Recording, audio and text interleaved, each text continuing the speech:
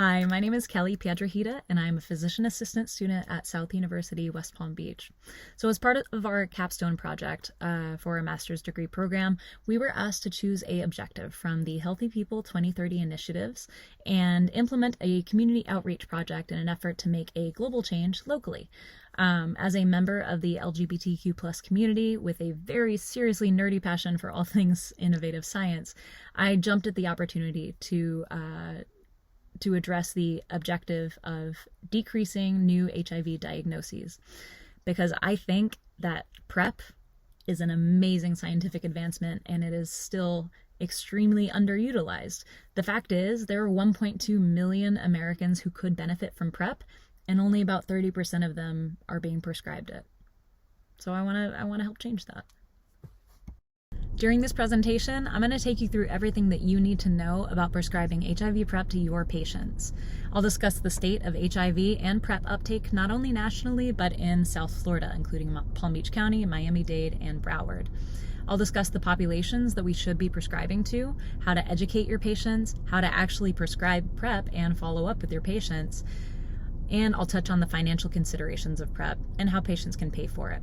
I'll also let you know how you can bill insurance companies for your PrEP services, and I'll provide you with some great resources that'll make everything I go through today easily accessible with just your phone.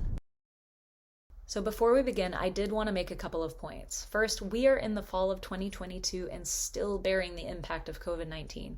HIV testing decreased by 50% in 2020, and other data were equally as confounded. So as per the CDC's recommendation to not include the 2020 data in trend assessments, much of the data in this presentation will either be from 2019 or it'll be preliminary 2021 data. Second, my emphasis on South Florida in this presentation should not curtail the scope or the gravity of the international impact of the HIV epidemic. The reality is, over 38 million people are living with HIV worldwide, over half of whom are women and girls, and 2/3 of whom are living in sub-Saharan Africa. Since 1981, over 84.2 million people have been infected with HIV worldwide, and over 40 million people have died from HIV-related disease. In 2021 alone, there were 1.5 million new HIV diagnoses, and 650,000 people died from HIV-related causes.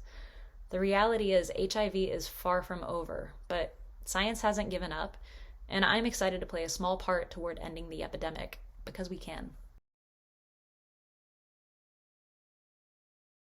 I wanted to make this point at the very beginning of this presentation because it is so important. You equals you. If a person with HIV has undetectable levels of virus in their blood, they cannot pass the virus to their sex partners. I want whoever's watching this to bring this fact up to people as often as they can, because this is how we begin to erase some of the stigma that was crystallized at the beginning of the epidemic when so little was known about HIV or how it was transmitted. We know so much about it now, yet there is still this pervasive collective mentality about HIV simply out of ignorance. If there's stigma, people don't get tested. If people don't get tested, they don't get treated, and the virus continues to spread. The spread is complicated by misinformation and lack of information about the remarkable progress science and medicine have made to make HIV both preventable and, when properly treated, untransmittable. So I beg you, bring it up to people. You equals you. On to the science, which sounds a lot less boring if you put it in RuPaul's Drag Race terms. What's the tea with HIV and T cells? An individual exposed to HIV can contract HIV by contact with blood, semen, or vaginal secretions from an infected patient with a detectable viral load. Most commonly, this happens during unprotected sex or through the sharing of IV drug equipment. Pregnant mothers can also pass HIV to their children via the placenta, during birth, or through breast milk, and an untreated HIV-positive mother has a 25% chance of passing HIV to her child. Now let's talk about the immune system for a second and how this works. Immune cells, like macrophages, T helper cells, and dendritic cells, have a specific molecule called CD4 on their membrane. HIV targets the CD4 molecule, and as long as there's a co-receptor nearby that the virus can use, HIV will enter the CD4 positive cell, it'll replicate, destroy the cell, and continue to wreak mayhem on other cells that also present with CD4. Now, fun fact, we now know some people have a genetic mutation on one or more of those co-receptors, which may make their immune cells resistant or even immune to HIV depending on how many copies they have. What? Crazy. Now, I'm going to apologize in advance for my drawing. If you think this is chaotic, imagine what the inside of my brain looks like, because my brain thought that this was clear enough to put on YouTube. I digress. So I'm sorry. So where do we leave off? Okay, so HIV infects the cell. It attaches to the CD4 molecule and the co-receptor, and it dumps its viral envelope contents into the cell. That includes some enzymes and the viral RNA. The enzyme reverse transcriptase gets to work right away by forming a complementary nucleotide strand to make the RNA into viral DNA. Then the enzyme integrase sneaks it into the nucleus, where, since it's DNA now, the DNA just inserts itself right into the host DNA, super incognito. Then, whenever the immune cell is exposed to something that causes it to start up an immune response, like literally any infection, the immune cell ends up inadvertently transcribing and translating new HIV viruses, which bud off from the cell membrane to go infect more cells. Now I know what you're thinking. Why do we care? It's because they're basically the CEO of the lymphocytes. These CD4 positive T cells, they have a hand in basically every process of adaptive immunity, as shown in this chaotic drawing. I apologize that it probably doesn't make sense to anybody but me. I swear I thought I was simplifying what was in my textbooks, but now that I'm recording this, it's, I don't know. Best of luck to you. There's a lot of graphics on the internet, though. Anyway, okay, so these cells, they coordinate attacks on new pathogens, and they delegate and organize for future attacks of the same pathogens. So without them, it's anarchy in the immune system. Total anarchy. No one shows up for work, no one fights, and the pathogens win. So over time, more and more immune cells are infected, and the immune system begins to fail, called immunodeficiency. This increases the risk of infections and tumors that a healthy immune system would usually just be able to fend off. So those infections, we call them opportunistic infections, and that's why we monitor someone's response to HIV therapy and the severity of their immunodeficiency with the CD4 count. A normal person has between 500 and 1,800 CD4 cells per cubic millimeter. That's about the size of a pinhead. When the CD4 count drops below 200, the individual is considered to have AIDS, or acquired immunodeficiency syndrome. So when a person's HIV positive, once the CD4 count just starts dipping below 500, like between 500 and 350, they'll likely have more frequent infections. These opportunistic infections are infections that, in a person with a more robust CD4 count, an individual should be able to fight off relatively easily, or they may not even ever be aware that they've come into contact with that pathogen. An HIV positive person is considered to have progressed to AIDS, as we mentioned, when the number of their CD4 count falls below 200 cells per cubic millimeter, or, regardless of their CD4 count, it's also considered AIDS when they've developed one or more opportunistic infections, some of which are referred to as AIDS-defining illnesses, because we don't see these illnesses in people without HIV. Prior to the development of effective ART regimens, opportunistic infections were the principal cause of morbidity and mortality in persons with HIV. Still today, the number one killer of people with HIV is tuberculosis, especially for people with multi-drug resistant HIV. So, as I'm sure you're wondering, where does PrEP fit into all this? PrEP was developed as a combination of two drugs already being used as components of antiretroviral therapy, or ART, for HIV-positive people. These drugs, tenofovir and emtricitabine, are reverse transcriptase inhibitors. They essentially disrupt that step of the HIV life cycle where the reverse transcriptase helps turn RNA into viral DNA. So if the nucleotide sequence gets jumbled here, then it doesn't make a correct complementary strand of DNA. So that means the virus isn't really the virus anymore because the genetic code got messed up. So it can't integrate into the host DNA correctly, and then it certainly can't replicate and go infect other cells. The CD4 positive cell, if it has a high enough concentration of the drug, essentially acts as an HIV trap. So without replication of the virus, the body's immune system is effectively just able to clear the HIV virus and go on business as usual. So nifty! Science! In 2016, there were 48 counties that were identified as highest burden of HIV in the United States. in this initiative called Ending the Epidemic. And those 48 counties were allocated extra federal funding in order to combat this problem. Now, almost half are in the South alone. To get even more specific, 3 of those counties were Palm Beach County, Broward County, and Miami-Dade. So in 2020, in the United States total, there were over 30,000 new diagnoses, which has been about the same for the last few years. There were 30,346. Over half of the new HIV diagnoses were in the South. There's a few different things that are all contributing to it. There's social determinants, there's poverty, there's lacking health insurance. And if you want to compare this burden map to what I'm about to show you on the next slide, the Medicare expansion states, or rather lack thereof, there's a little bit of an overlap.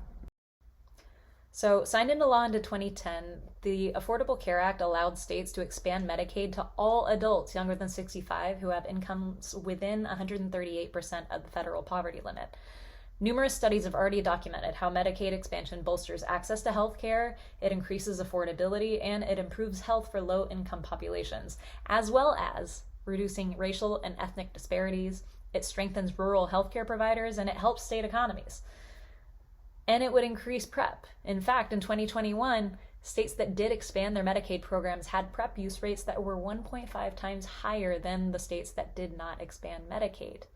You can see the significant overlap in the states that didn't expand Medicaid and the highest HIV burden from the previous slide, right? So speaking of PrEP, let's talk about it a little bit more. The South accounts for more than half of all HIV diagnoses, all new diagnoses, and yet only represented 39% of the PrEP users in 2021. So there's already disproportionate PrEP use as well as higher HIV diagnoses in the South. If you think about it this way, for every 1 new HIV diagnosis, there were 7 PrEP users only. That's not a lot. Compared to years ago, PrEP uptake is doing amazing. We've had over a 3,500% increase in PrEP users since 2012 to now, but still only about 30% of the people who actually would benefit from PrEP are being prescribed it. If you look at PrEP use state by state, Florida's actually doing amazing. We're number 3 in the entire country for amount of PrEP prescriptions, but we also have a disproportionate need for PrEP. So we're not winning yet. And if you really pare down the numbers, not everybody is accessing it as equally as one would like to think. Now, statistically, Black and Hispanic Latinx people are disproportionately impacted by HIV, and yet they are being prescribed PrEP the least. In 2021, there were only 3 Black and 6 Hispanic PrEP users for every single new HIV diagnosis within those racial ethnic groups, compared to 26 white PrEP users for each new HIV diagnosis among white people. So while yes, it's great that there's more PrEP uptake across the country, consistently across all races and ethnicities, we're actually decreasing the equity between races and ethnicities over time. You can see the gap just continuing to widen. This is important. Black people represented only 14% of PrEP users. 14% of PrEP users, but they were 42% of new HIV diagnoses in 2020. And this disparity wasn't just in the South. This is in every single region. Black people and Hispanic people are significantly underrepresented and underprescribed PrEP when they're the utmost need, statistically, for being prescribed PrEP. We can do better. And the disparity doesn't stop with just racial or ethnic backgrounds. It's also male to female. Women were 18% of new HIV diagnoses. 18%, and yet only of people who were prescribed PrEP, only 8% of them were female. So Florida makes up about 6.5% of the national population of the United States. And about 30% of Florida residents live in one of 3 counties, in Palm Beach County, Broward County, or Miami-Dade County, what I'll refer to as South Florida. So 30% of Florida live in South Florida, and Florida makes up about 6.5% of the United States population. Now, as far as new HIV diagnoses went, compared to nationally, Florida comprised 11.5% of new HIV diagnoses. Half of them were in South Florida. South Florida made up over 5% of the entire nation's new HIV diagnoses in these 3 counties alone. HIV is being transmitted in South Florida. It is prevalent in South Florida. We need to be prescribing PrEP in South Florida. I think I'm making my point, but just to clarify, prevalence of HIV is the risk factor. It's the risk factor. The higher the prevalence in a population, the greater risk an individual has of contracting HIV. If you look at the numbers specifically, and these are in Florida, 51% are the mode of exposure was men who have sex with men. 36.4% was from heterosexual contact. That's over 1 in 3. And of all new diagnoses, 44.5% were in Black people.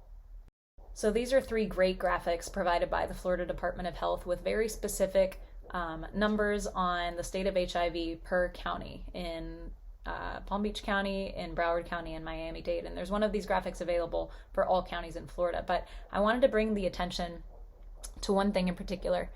In Palm Beach County, if you actually look at the top bar graph, while 45% of transmission was by male-to-male sexual contact, if you add up female heterosexual contact and male heterosexual contact, it's more.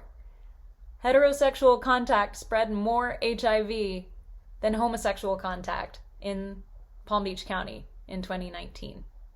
Now, I love a good bar graph, but I wanted to show the Florida demographics, specifically broken down by race, and then broken down further by race and gender, to point out the stark disparities in the percentage that people may make up in the actual population versus the percentage that they make up in the incidence and the prevalence of HIV.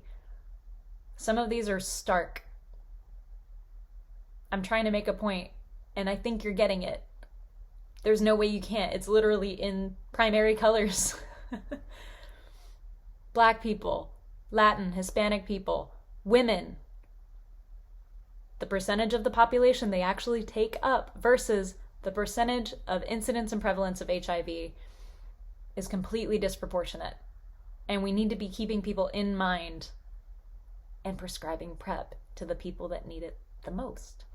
So if you needed a sign, this is it.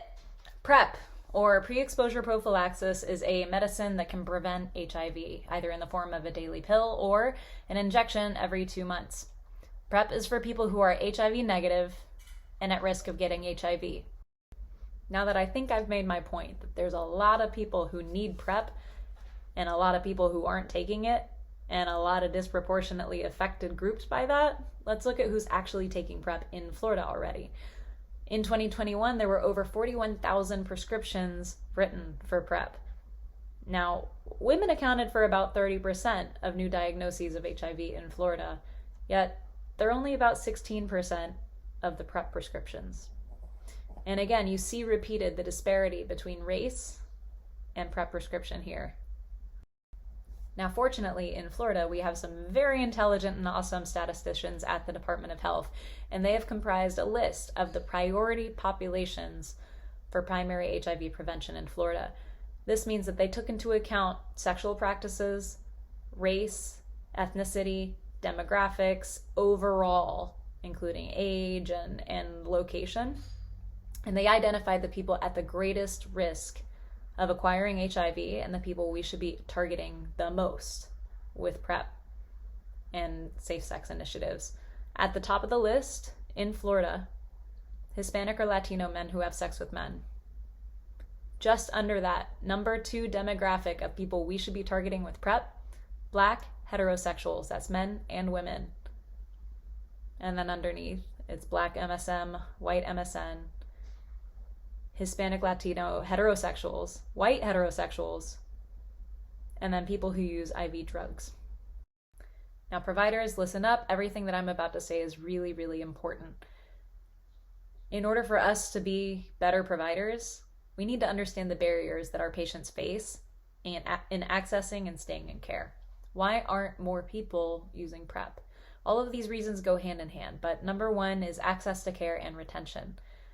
Whether it's having a doctor who is willing to prescribe PrEP, being able to afford a copay if they have one, being able to access transportation, being able to take off work to go to the doctor during business hours. All of these things stand in the way of seeking care and staying in care, especially for PrEP, something that does require visits and monitoring.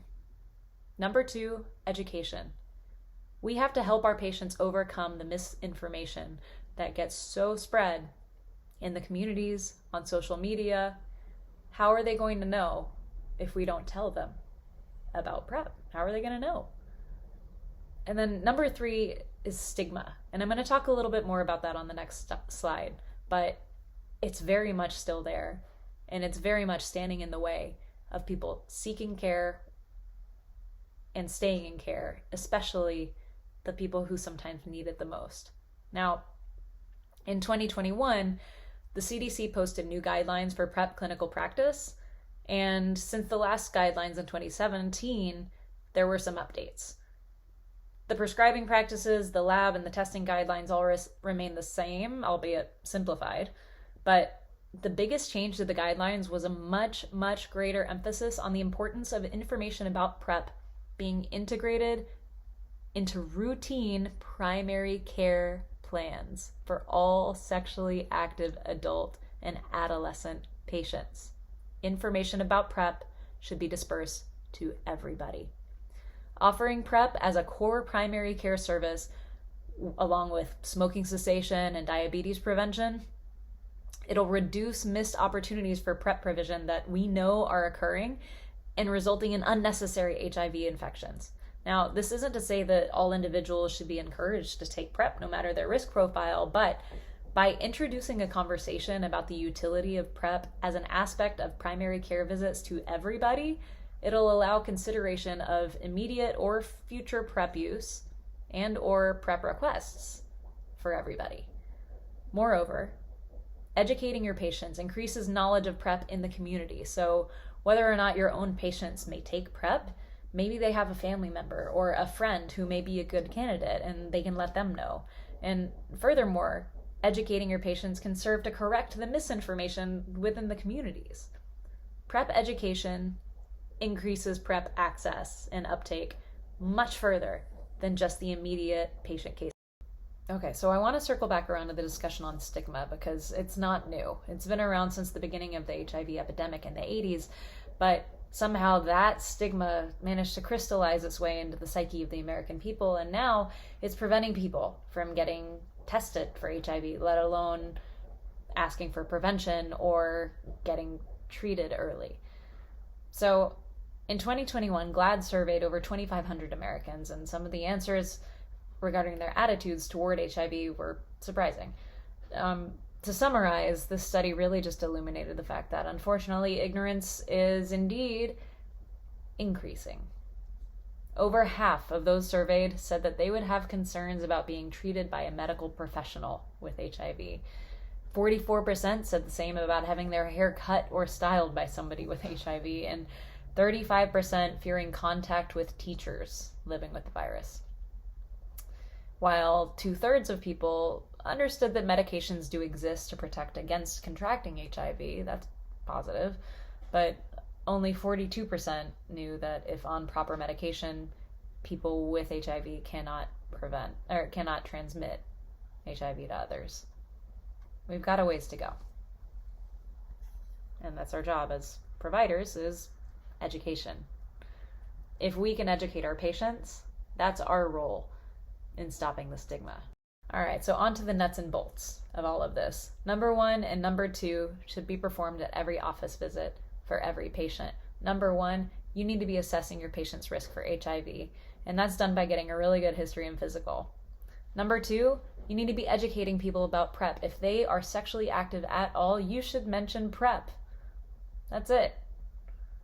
If they're interested, we can educate them more about how it works and go from there. Now, if somebody isn't interested in PrEP, you're also, once you educate them about it, you're going to draw labs and you're going to discuss follow-up with them. And then you'll choose and prescribe the right PrEP for your patient, because not all PrEP modalities are for all patients as of right now.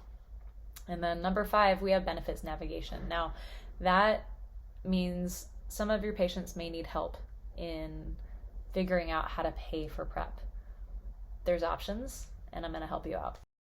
So if you take anything away from today, number 1, I need you to take away that U equals U, and you still need to tell people that. And number 2, if someone is HIV negative and at risk of getting HIV, they should be on PrEP. In 2021, the CDC simplified the guidelines for PrEP so much that the initial screening takes less than 60 seconds. If they have something from the left side of the screen and something from the right side of the screen, if they say yes to 1 and 1, that's it. They're eligible for PrEP. How many people do you know that are sexually active and inconsistently use condoms or don't use condoms at all? That alone includes a lot of people, right? If they're sexually active and have had a bacterial STI in the past 6 months, or maybe they have an HIV positive partner. Granted, if the partner is undetectable, they cannot transmit HIV, but the partner has to be consistently taking their ART. And sometimes people just want it for their own security too. So that's a conversation to have with your patient. Now, if somebody injects drugs and they have an HIV positive drug injecting partner, or if they inject drugs and they share drug injecting equipment with other people, they should be on PrEP. It's really that simple. But in order to get this information, providers have to be comfortable talking about sex. Providers have to ask questions, because people aren't just going to talk about sex when they're there for high blood pressure, right? Talk about sex. Ask these questions. And we're going to include so many more people in this conversation. Now, once we've figured out who does need to be taking PrEP, there are a handful of really key counseling points that you must tell your patients. Number 1, top of the list forever and ever and ever, is yes, PrEP is 99.7+% effective when taken as prescribed. If they are on a once-a-day pill, they need to take it once a day at the same time every day, just like birth control for women. So the best thing you can do as a provider is help that patient figure out, okay, if I'm going to be taking the pill, when is the best time of day that I'm going to be most adherent to taking that pill? Adherence is the key in preventing HIV with PrEP. Number 2, the patients must continue coming in for their HIV testing regularly with their labs, which we're going to touch on in a minute. If someone is taking PrEP and becomes HIV positive, it is important to make their doctor aware, to make you as a prescriber aware, so that you can take the appropriate steps. Because if they become HIV positive and continue just taking PrEP, it can actually breed resistance of the drugs and become a worse outcome for the patient. So testing, super, super important.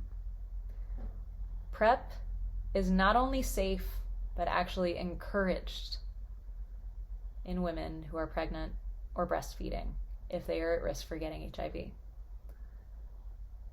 And then they're all the most important, but my very favorite is on the next. Only condoms protect against STIs. STDs, as the graphic says. You must make this clear to your patients. PrEP prevents HIV. PrEP does not prevent syphilis, gonorrhea, chlamydia, trichom, all of them.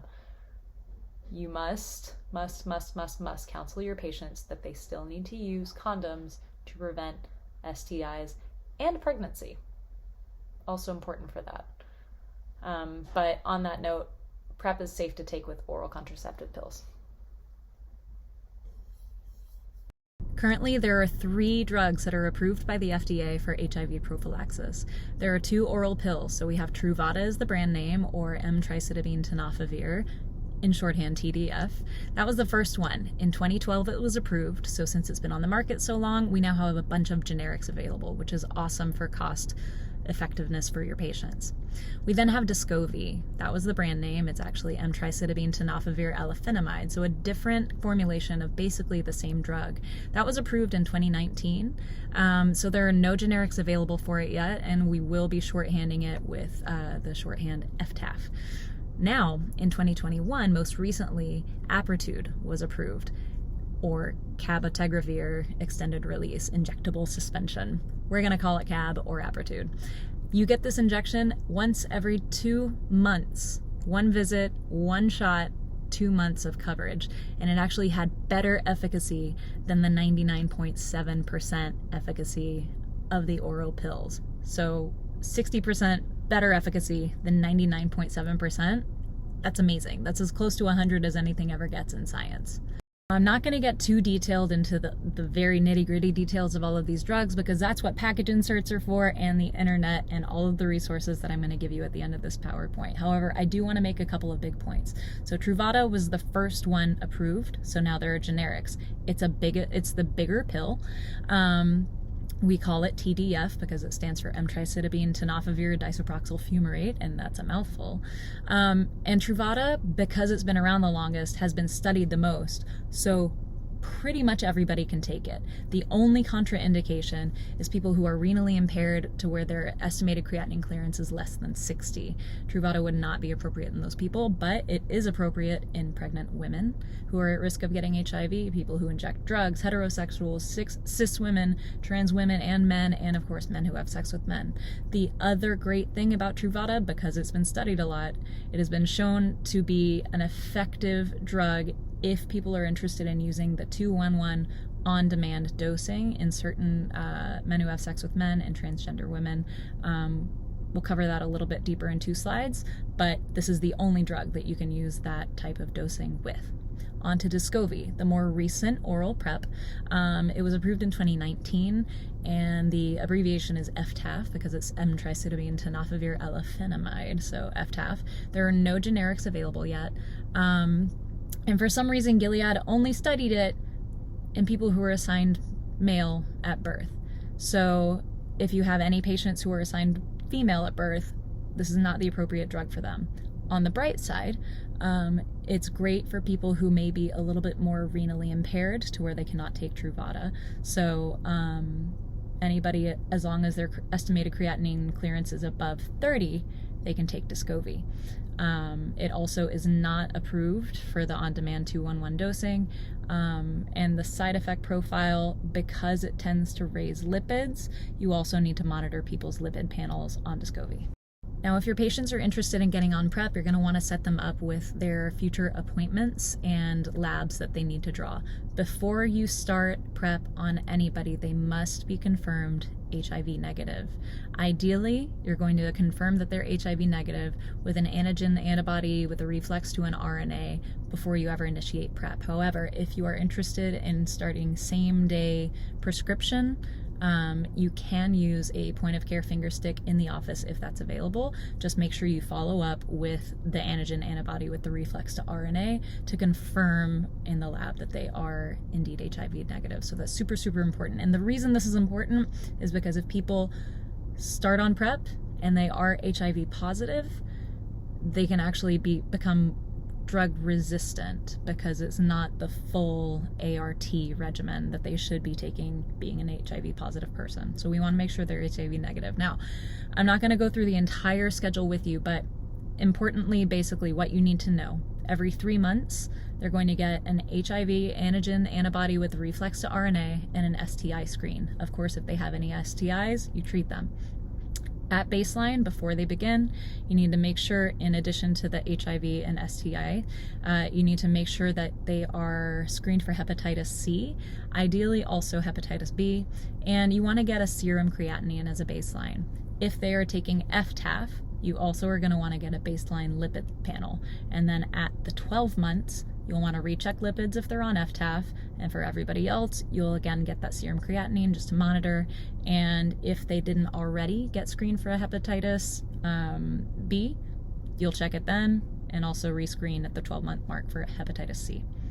So baseline to 12 months, those are the main ones, and then every 3 months you're doing the HIV antigen antibody with a reflex to RNA. And last thing, if somebody is renally impaired with an estimated creatinine clearance of less than 90, you're going to want to check their serum creatinine every 6 months as opposed to every year. Other than that, that's it. Some people don't want to take a pill every day. So for patients who are a man who has sex with men or transgender women, there is a dosing option where they can just take pills as they anticipate sexual exposures. Now, it's only been studied in men who have sex with men and transgender women, and it's only been studied in Truvada.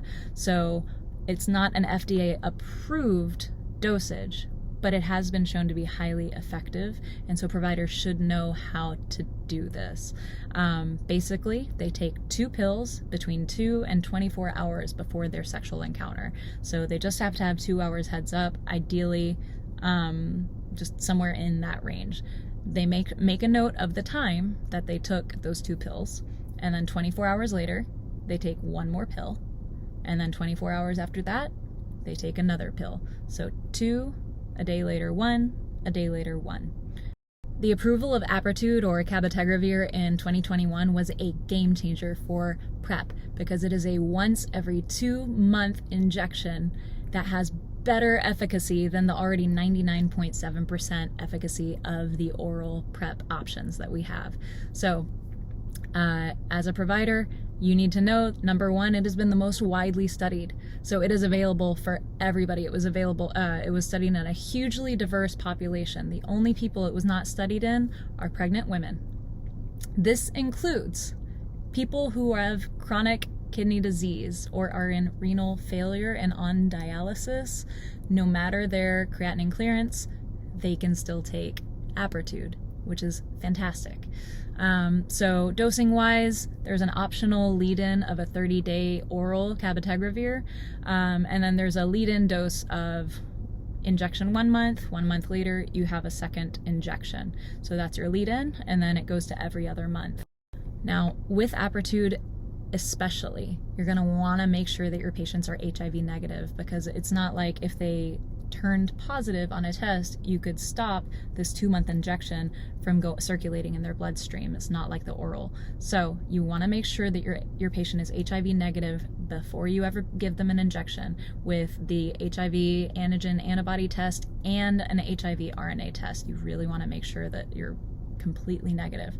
Of course, you'll also, like the other PrEPs, give them an STI screen, treat if needed, hepatitis C, and as I should mention, because I think I forgot to mention it earlier, the reason we're screening for hepatitis C and B in our patients is because PrEP can actually give patients a flare of hepatitis. So it's not a contraindication, but you do want to make sure that you're aware of their hepatitis status so that you can counsel appropriately and treat them appropriately.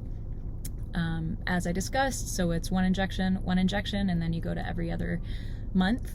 Every 4 months, the patient is going to get an STI screen and a pregnancy test.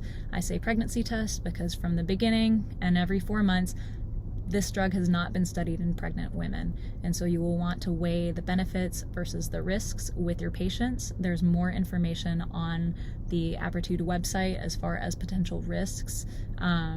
So that's something that you'll definitely want to look into if you have a pregnant patient who, for whatever reason, this is a better option than just taking the Truvada, which it is approved for.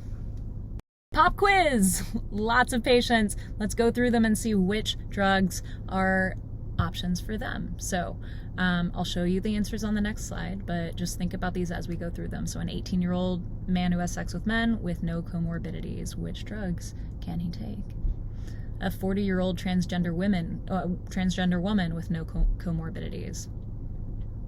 A 35-year-old female with no comorbidities. What about a 52-year-old man who has sex with men with a creatinine clearance that's estimated about 73 with the Cockcroft-Gault equation? What about a 61-year-old transgender woman with an estimated creatinine clearance of 40? A 65-year-old transgender woman on dialysis? And a 28-year-old female who's pregnant. Do you know? All right, answers. So the 18-year-old man who has sex with men, he can take all three. I made the Apretude really big because it covers literally everything except for the last one. So he can take Truvada, he can take Dyscovi, he can take Apretude. A 40-year-old transgender woman with no comorbidities, same thing. A 35-year-old female with no comorbidities can take Truvada and Apretude, but they cannot take Dyscovi because it has not been studied in people who are assigned female at birth. A 52-year-old man who has sex with men and with a estimated creatinine clearance of 73. All three of them. How about a 61-year-old transgender woman with an estimated creatinine clearance of 40? They can no longer take Truvada because it's under 60, but they can still take Dyscovi and they can take Apretude. How about a 65-year-old transgender woman on dialysis? Remember, Apretude is the only drug that's approved for patients in renal failure, so they could still take Apretude, which is amazing. And then a 28-year-old female who's pregnant, the only drug that's approved is Truvada, or FTDF. So who's going to pay for all this and how? Out of pocket, PrEP is prohibitively expensive, but there are now 11 generic brands and counting of Truvada, and which in itself makes it way more affordable, which averages around $30 a month at Publix, Winn-Dixie, and Walmart without insurance. Now, how much individuals may or may not pay for PrEP and which drug may be the right choice for them might be dictated by their health insurance status or lack thereof. There's a full algorithm of approaches for financing PrEP, and that's actually linked in that QR code on the screen. But on the next two slides, I'm going to highlight the most important points of financing PrEP.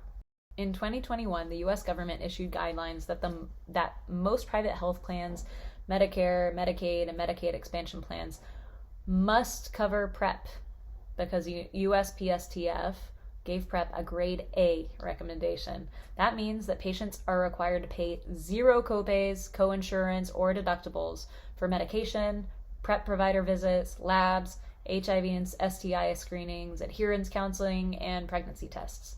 Now, if you or your patient run into an issue with an insurer, the above website on that QR code has great information for following up with that to ensure that insurance are compliant with the federal mandate. Of course, this doesn't include every PrEP drug available, so it's important to look at the formularies. Now, according to ACA's website, in Florida, as of July 1st, 2022, all three PrEP drugs are on the Medicaid preferred drug formulary and no longer require a pre-authorization. Now that's according to this list, and it's new, so the pre-authorization form from prior is still on there. Are people still having to use it? Your guess is as good as mine, because federal government. But overall, most health plans cover most PrEP care costs. For many people, it's as routine as paying for any other prescription, but if your patient is uninsured or they can't afford their out-of-pocket costs, there are patient assistance programs that could help, which are all listed at that QR code. Each program uses the federal poverty level to determine a person's income, and they go from there. So there's a lot of options for paying. You just have to kind of lead your patients in the right direction. Now, to help out our providers, NASTAD has created a very nifty little handbook of billing coding guide for HIV prevention, which you can see at this QR code. On the next slide, I'm going to show you some of the most kind of like common Icd codes and CPT codes, but you can access the entire thing at this QR code, and I will link at the very end. Now, on this slide, I've included some of the more commonly used codes for initiating patients on PrEP, but I'd like to point out, when there are plenty of other ICD-10 codes available, I don't see a need for using a code that describes a high-risk sexual behavior of any nature. I could easily see how listing this in somebody's medical record could potentially put them at risk of higher life insurance rates or being ineligible completely, because life insurance companies are sneaky like that. So pick another one,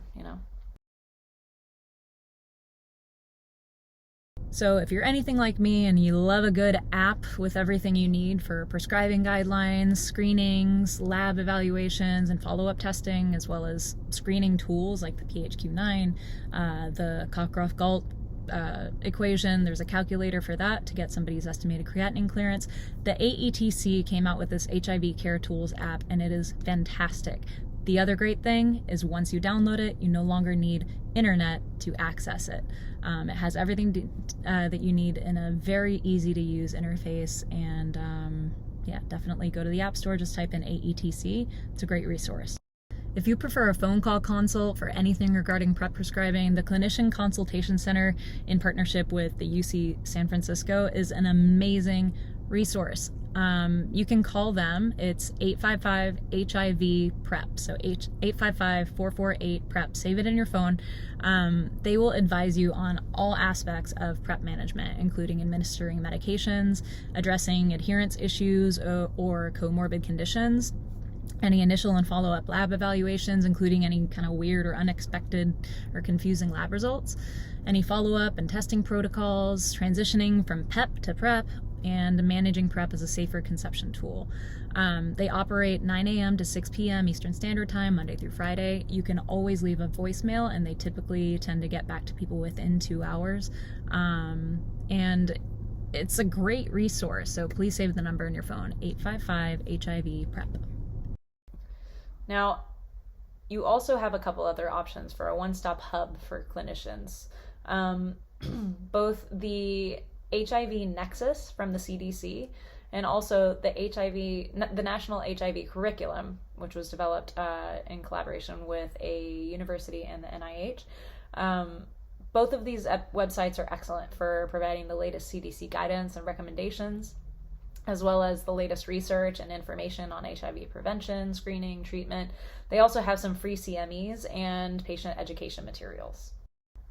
All of the websites like AIDSview, PrEP Finder, any of these other websites that patients may go to online because they don't know where to go for PrEP, when they enter their zip code, it connects them to the NPIN database through the CDC. Providers who provide PrEP, in order to be listed, have to register. I've linked the registration.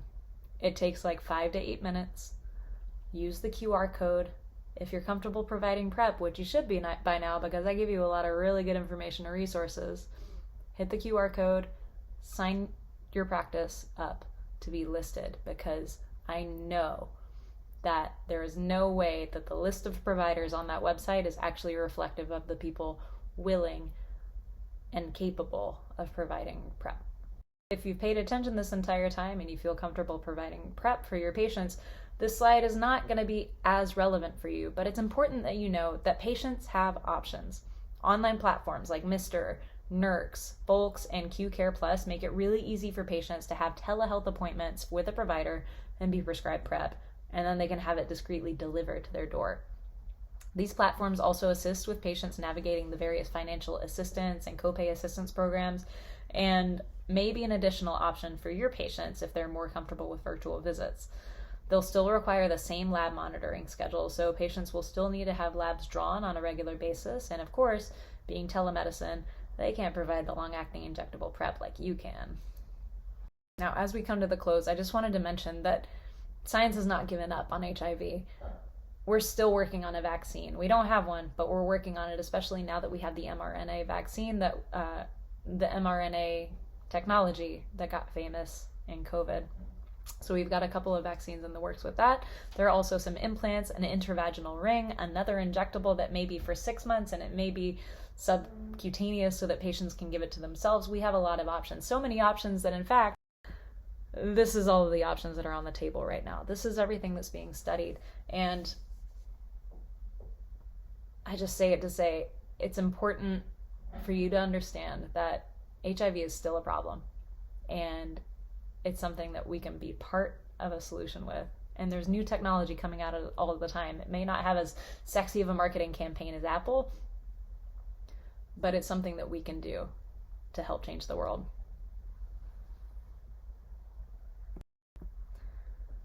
So we've come to the end.